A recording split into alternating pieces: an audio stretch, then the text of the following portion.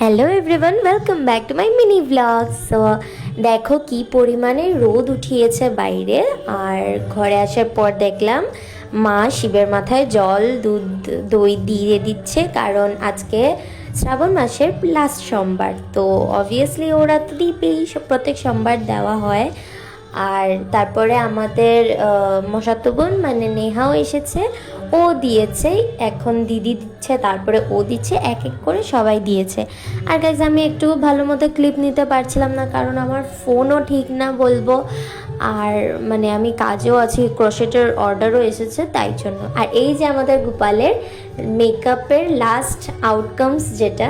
আর তোমরা ভালোভাবে সাজুগুজু করার পরে জন্মাষ্টমীর দিন দেখতে পারবে। তো দেখো এত বড় একটা পার্সেল এসে গেছে। এটার ভিতরে কি আমি নিজে বলতে পারবো না, এটা দিদি ওরা অর্ডার করেছে।